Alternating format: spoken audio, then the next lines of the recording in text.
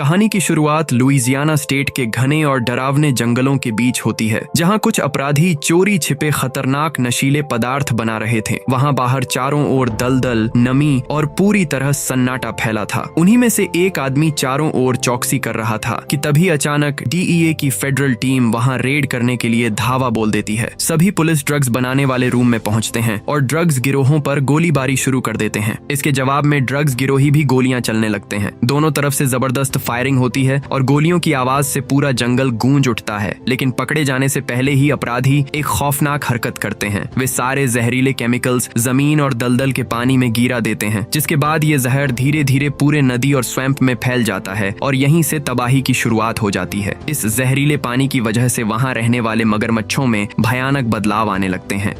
इसके बाद हम कॉलेज के एक क्लासरूम में काइल नाम की एक लड़की को देखते हैं, जो कि बायोलॉजी सब्जेक्ट की स्टूडेंट होती है। आज उसके क्लास में प्रोफेसर मगरमच्छों के बारे में पढ़ा रहे थे और वे सभी स्टूडेंट्स को बताते हैं कि मगरमच्छ नेचर के सबसे घातक शिकारी क्यों माने जाते हैं। प्रोफेसर काइल को एक्सप्लेन करने को कहते हैं कि आखिर मगरमच्छ इतने एग्रेसिव क्यों होते हैं। काइल जवाब देती है कि उनकी आक्रामकता, धैर्य और शिकार करने का तरीका ही उन्हें प्रकृति का राजा बनाता है। प्रोफेसर उसकी बात से काफी प्रभावित होते हैं। क्लास खत्म होते ही काइल बाहर निकलती है। तभी उसकी सबसे करीबी दोस्त एलिस अचानक पीछे से आकर उसे जोर से गले लगा लेती है। एलिस उसे बाहर ले जाकर सैम और उसकी पार्टनर मालिका से मिलवाती है। ये मुलाकात काइल को थोड़ी अजीब और असहज लगती है, लेकिन फिर भी वो उनके साथ मालिका के कार में बैठ जाती है। इसके बाद हमें पता चलता है कि काइल का एक बड़ा भाई भी था, जिसका नाम जेमी था, जो हाल ही में मर चुका है। भाई के जाने के दुख से अब काइल बिल्कुल अकेली हो गई थी। वह अपने भाई की राख को किसी खास जगह दफनाना चाहती थी और इसके लिए उसे अपनी दोस्त एलिस की कार चाहिए थी। लेकिन एलिस उसे बताती है कि पैसों की तंगी के कारण उसने अपनी कार बेच दी। साथ ही वह बताती है कि वह अपनी पढ़ाई भी छोड़ चुकी है ताकि वो पैसे कमाने के लिए काम कर सके,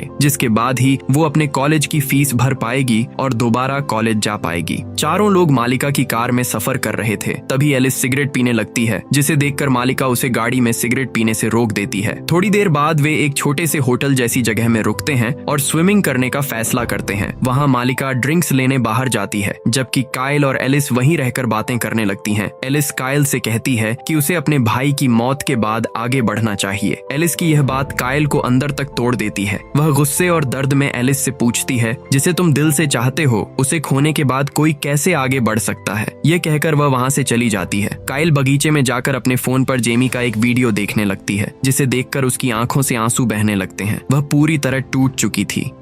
अगली सुबह मालिका अपने सभी दोस्तों को जगाती है। कुछ घंटों बाद उनकी जीप में पेट्रोल खत्म हो जाता है, जिसके बाद वे सभी एक पेट्रोल पंप पर रुकते हैं। काइल गाड़ी से बाहर निकलती है और दुकान के बाहर अखबार की हेडलाइन देखती है, जहां लिखा था कि इस इलाके में घातक और खूंखार मगरमच्छ रहते हैं, इसलिए यहाँ रुकना खतरे से खाली नहीं है। तभी दीवार के उस पार से एक अजीब आदमी की हंसी सुनाई देती है। वह उसे डरावनी आवाज में कहता है कि अगर जिंदा रहना है तो पानी से दूर रहना। जो भी उन खतरनाक मगरमच्छ को देखता है वो अपनी कहानी सुनाने वापस नहीं आता। उस आदमी की बात सुनकर काइल सिहर जाती है और यहीं से फिल्म का असली डर शुरू होता है।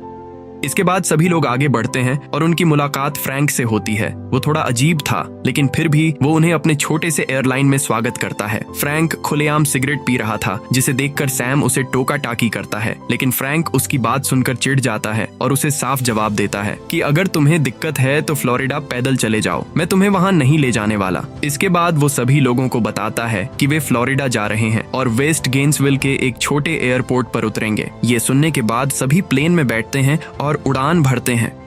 उड़ान के दौरान रूफस नाम का एक यात्री फोन पर बात करता रहता है, जिसे देखकर काइल उसे फोन बंद करने को कहती है, लेकिन वो उसकी बात को नजरअंदाज कर देता है। जिसके बाद फिर मॉड नाम की महिला भी उसे धमकी देती है, लेकिन वह फिर भी नहीं मानता। आखिर में मॉड का पति उसे रोकने जाता है, तब गलती से उसका सिर प्लेन के ऊपरी हिस्से से टकराकर बेहोश हो जाता है। तभी फ्रैंक सबको बताता है कि प्लेन का एक इंजन खराब हो चुका है। इसके बाद प्लेन में लोगों के बीच अफरा तफरी मच जाती है। कहीं उनका प्लेन क्रैश न हो जाए, ये सोचकर लोग भगवान से दुआ मांगने लगते हैं, लेकिन उनकी दुआ काम नहीं आती और कुछ ही देर में प्लेन के दोनों इंजन जवाब दे देते हैं। फ्रैंक और उसका कोपायलट रे हालात संभालने की कोशिश करते हैं, लेकिन वो दोनों नाकामयाब होते हैं और अंत में प्लेन एक अनजान द्वीप के पास झील में क्रैश कर जाता है। क्रैश के बाद मानो किसी चमत्कार की वजह से काइल, सैम, एलिस, मालिका और कुछ अन्य लोग जिंदा बच जाते हैं, लेकिन बाकी सब कुछ तबाह हो चुका था। तभी मॉड बचे हुए लोगों से अपने पति के बारे में पूछती है, लेकिन काइल उसके सवाल का जवाब नहीं दे पाती और चुप रहती है। तभी तभी सैम बताता है कि प्लेन का को पायलट रे और मॉड का पति गायब है। काइल फ्रैंक से रेडियो या फोन के बारे में पूछती है जिससे वो मदद मांग सके, लेकिन फ्रैंक बताता है कि सब कुछ टूट चुका है और तो और यहाँ नेटवर्क भी नहीं मिलता। वह काइल से कहता है कि जोय की खून बह रहे टांग पर टूर्निके बांध दे जिससे उसका खून रुक जाएगा। काइल सैम की बेल्ट से पट्टी बनाती है जिसे बांधते ही दर्द से जोय चीख उठती है। उसके बाद फ्रैंक जोर जोर से रे जंगल के चारों ओर पुकारता है, लेकिन उसे कोई जवाब नहीं मिलता और साथ ही अब सबको यह एहसास हो जाता है कि वे एक अनजान और खतरनाक द्वीप पर फंस चुके हैं और उनके सामने असली डर का अभी आना बाकी है। फिर एलिस फ्रैंक से कहती है कि रे को ढूंढने का कोई फायदा नहीं क्योंकि रेस्क्यू टीम खुद आ जाएगी, लेकिन तभी काइल सबको चौंका देते हुए बताती है कि कोई भी उन्हें बचाने नहीं आएगा क्योंकि उनका प्लेन अनरजिस्टर्ड था। वह सबको समझाती है कि बिना शेल्टर, खाने और पीने के पानी के यहाँ बैठकर इंतजार करना मौत को बुलाने जैसा है। फ्रैंक सुझाव देता है कि उन्हें उत्तर या उत्तर पूर्व की ओर बढ़ना चाहिए ताकि किसी बाहर निकलने के रास्ते तक पहुंचा जा सके, लेकिन मॉड उसे उड़ान की परेशानी के लिए दोषी ठहराती है और आरोप लगाती है कि उसने नशे में प्लेन उड़ाया था।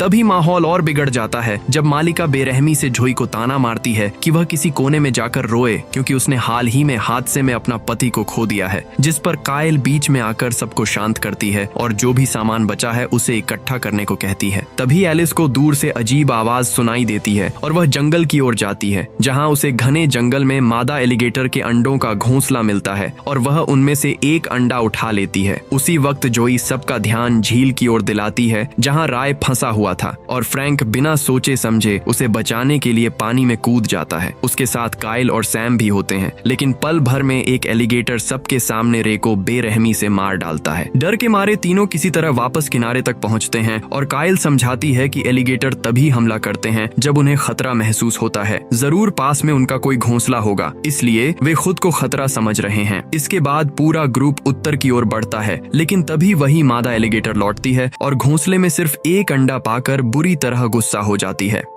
उधर थके हारे लोग थोड़ी देर आराम करने रुकते हैं जहां काइल नोटिस करती है कि यहाँ एलिगेटर के निशान नहीं है और हैरानी की बात यह है कि यह जगह किसी नदी या झील से बहुत दूर है, लेकिन मालिका जलन में तंज कसती है कि काइल कब से सबकी बॉस बन गई। हालांकि मालिका की यह बात सुनने के बाद भी काइल शांत रहती है और बाकी लोग मानने लगते हैं कि वही उन्हें लीड करने के लिए सही है। फिर थोड़ी देर बाद आग जलाई जाती है और सब उसके चारों ओर बैठते हैं। वहाँ फ्रैंक मजाक में कहता है कि अगर कोई बड़ा खतरा आया तो वह सबसे पहले मालिका को एलिगेटरों के हवाले कर देगा, जिस पर सब हंस पड़ते हैं और थकान के कारण सब सो जाते हैं। फिर रात में रूफस पेशाब करने जंगल जाता है, तभी उसका फोन बजता है और हाथ से फिसलकर झाड़ियों में गिर जाता है। जैसे ही वह फोन उठाकर कॉल रिसीव करता है, तभी एक एलिगेटर अचानक उसका सिर अपने जबड़ों में कुचल देता है। फिर सुबह होते ही जब सबको रूफस की लाश मिलती है तो सभी के बीच दहशत फैल जाती है और काइल फ्रैंक से पूछती है कि एलिगेटर बिना वजह हमला क्यों कर रहे हैं, जिस पर फ्रैंक बताता है कि उसने सुना है इस इलाके के एलिगेटर अजीब तरह से व्यवहार कर रहे हैं जो आमतौर पर इंसानों से दूर भागते हैं। वे अब पागलों की तरह मीलों तक पीछा करके खाने के लिए नहीं बल्कि सिर्फ मारने के लिए हमला कर रहे हैं। तभी एलिस जंगल में एक छोटा लकड़ी का केबिन ढूंढ लेती है और सब वहाँ शरण लेने के लिए बढ़ते हैं, लेकिन रास्ते में काइल को खतरे का एहसास होता है और वह इशारा करती है कि झाड़ियों में छिपे एलिगेटर उन्हें घूर रहे हैं। लेकिन तभी एक एलिगेटर मॉड पर झपट्टा मारकर उसे जंगल में घसीट ले जाता है। तभी अचानक चारों ओर से एलिगेटर निकल आते हैं और सब जान बचाकर केबिन की ओर भागते हैं। सबसे पीछे जोई होती है जिसे एक एलिगेटर पैर से पकड़ लेता है। ये देखकर उसका पति डोम उसे खींचकर अंदर लाने की कोशिश करता है और सैम लकड़ी से एलिगेटर की थूथन पर वार करके उसे जोई को छोड़ने पर मजबूर कर देता है। किसी तरह सब दरवाजा बंद कर लेते हैं और एलिगेटर हार मानकर पीछे हट जाता है। फिर काइल जोई के जख्मी पैर पर कपड़ा बांधती है और उसे शांत करने की कोशिश करती है, जबकि बाहर एलिगेटर आपस में लड़ते रहते हैं और फ्रैंक खिड़की से सब देखता है।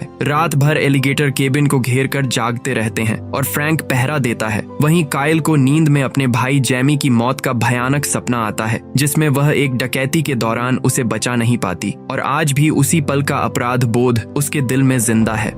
सुबह सैम काइल को जंगल का नक्शा दिखाता है जो उसे एक दराज में मिला था और दोनों नक्शे में एक बड़ी इमारत देखकर हैरान हो जाते हैं, जिस पर फ्रैंक भी कहता है कि उसने इस इलाके के किसी भी नक्शे में इतनी बड़ी इमारत कभी नहीं देखी थी। फिर घने जंगल के बीच लगभग सभी खड़े लोग उस रहस्यमयी बिल्डिंग की ओर जाने का फैसला कर लेते हैं, सिवाय मालिका के, जो जिद करती है कि केबिन में रुकना ही सुरक्षित है। लेकिन काइल साफ कह देती है कि केबिन में थोड़ी सुरक्षा तो है, पर न खाने का इंतजाम है, न दवाइयाँ, न ही पानी, और ऊपर से जोई की हालत लगातार बिगड़ती जा रही है। यहाँ रुकना मतलब धीरे धीरे मरने के बराबर है। इसी बात पर मालिका का गुस्सा फूट पड़ता है और वह कायल पर तंज कसते हुए कहती है कि वे सब यहाँ सिर्फ इसलिए फंसे हैं क्योंकि कायल अपने भाई की राख बहाने आई थी, उसी भाई की जिसे वह बचा नहीं सकी, और अब सब अपनी जान उसी के हाथों में दे रहे हैं। गुस्से में वह कायल का बैग छीनने दौड़ती है जिसमें जेमी की राख थी और धक्का मुक्की में बैग जमीन पर गिर जाता है। माहौल और ज्यादा तनावपूर्ण हो जाता है। तभी फ्रैंक सबको संभालते हुए कहता है कि अब सबसे जरूरी है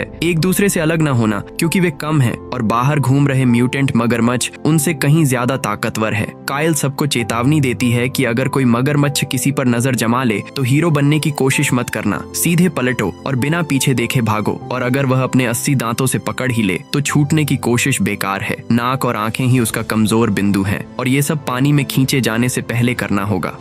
आगे बढ़ते हुए जोई अब चलने की हालत में नहीं रहती और मालिका बेहयाई से डोम से कहती है कि उसे वहीं छोड़ दो क्योंकि वह सबको धीमा कर रही है। गुस्से और दर्द में जोई पलटकर कहती है कि काश मालिका ही मर जाए, लेकिन डोम बिना कुछ सोचे जोई को उठाकर चल पड़ता है। तभी कायल को पानी की आवाज सुनाई देती है। असल में वे लोग नदी के पास पहुंच गए थे और कुछ पल के लिए सबको राहत महसूस होती है। नदी के उस पार वही बिल्डिंग थी जिसकी उन लोगों को तलाश थी। फिर कायल और फ्रैंक एक बेड़ा बनाने का सुझाव देते हैं क्योंकि धारा सीधे वहीं जा रही थी। हालांकि मालिका फिर वहां जाने से सबको मना करती है और मगरमच्छों का डर दिखाती है, जिस पर कायल समझाती है कि रात की बारिश के बाद बाहर नमी ज्यादा है जिससे मगरमच्छ अपने शरीर का तापमान संभाल नहीं पाते और छिपे रहते हैं। लकड़ी इकट्ठा की जाती है। तभी झाड़ियों से आती आवाज एलिस को अपनी ओर खींच लेती है। वह एक छिपे मगरमच्छ से टकरा जाती है और लकड़ी से उसे मारती है। फिर भागकर सबको चेतावनी देती है कि अब यहाँ से तुरंत निकलना होगा। अफरा तफरी में कायल का बैग किनारे छूट जाता है और सैम उसे उठाने दौड़ता है।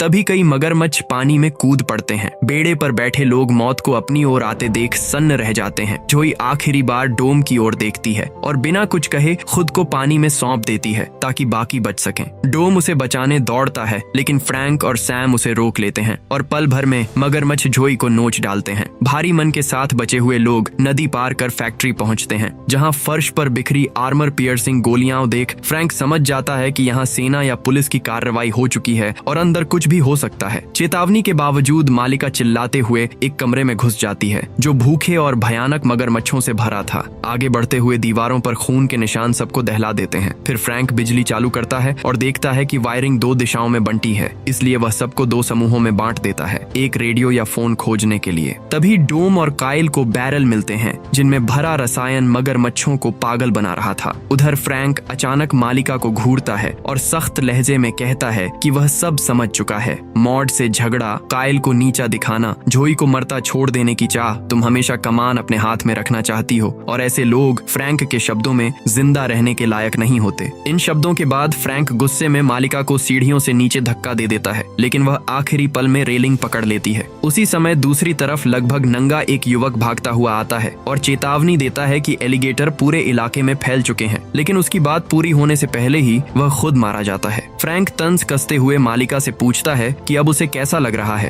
तभी अचानक एक एलिगेटर उस पर टूट पड़ता है और उसे सबकी आंखों के सामने जिंदा निगल जाता है। थोड़ी देर बाद कायल और सैम वहां पहुंचते हैं और मालिका को ऊपर खींचकर बचा लेते हैं और कायल द्वारा बचाए जाने के बाद मालिका शर्मिंदा होकर उससे माफी मांगती है। फिर आगे बढ़ते हुए सभी एक ऐसे कमरे में पहुंचते हैं जहां गंदे पानी में कई एलिगेटर सो रहे होते थे और उसी पानी के उस पार एक मेज पर रखा रेडियो कायल की नजर में आ जाता है। बेहद सावधानी से कायल पानी पार करती है और बाकी लोग भी उसके पीछे पीछे चलते हैं, लेकिन तभी सैम का पैर एक माँ एलिगेटर के अंडे पर पड़ जाता है और वह बेकाबू हो जाती है और पल भर में वह सैम को चीरकर मार डालती है। एलिस और डोम दरवाजा बंद कर देते हैं जबकि कायल रेडियो से रेस्क्यू टीम को उनकी लोकेशन बताती है। बाहर निकलते समय कायल को एक बंदूक और एक माचेती मिलती है और वे सभी भागने लगते हैं। तभी वही मादा एलिगेटर फिर सामने आ जाती है। एलिस समझ जाती है कि वह अपना अंडा चाहती है और दौड़कर उसे लौटाने जाती है, लेकिन एलिगेटर उसका हाथ बुरी तरह काटकर उसे दीवार से दे मारती है और उसे मारने के लिए आगे बढ़ती है। इस बार कायल वही गलती नहीं करती जो कभी उसके भाई की मौत का कारण बनी थी। वह बिना झिझक एलिगेटर पर गोलियां बरसाती है जिससे डोम और मालिका एलिस को वहां से निकाल पाते हैं। गोलियां खत्म होने पर एलिगेटर कायल की ओर बढ़ता है तो वह माचेती से उसकी आंख पर वार करती है, फिर जमीन पर पड़े जहरीले पानी को फैलाकर आग लगा देती देती है और पूरा इलाका जल उठता है। फिर कायल, डोम और मल्लिका जलती हुई फैक्ट्री से बाहर निकलते हैं और कुछ ही देर में वहाँ रेस्क्यू हेलीकॉप्टर आता है और उन्हें वहाँ से सुरक्षित ले जाता है। फिर कुछ दिनों बाद कायल अपने भाई जैमी की राख को दर्द भरे दिल से दफन करती है, जबकि फैक्ट्री के भीतर फ्रैंक अब भी जिंदा पड़ा सांस ले रहा होता है और एक एलिगेटर उसकी ओर रेंगता हुआ बढ़ता है। और इसी डरावने मोड़ पर यह कहानी खत्म हो जाती है। तो आपको ये कहानी कैसी लगी कमेंट्स में जरूर बताना। मिलते हैं अगली वीडियो में।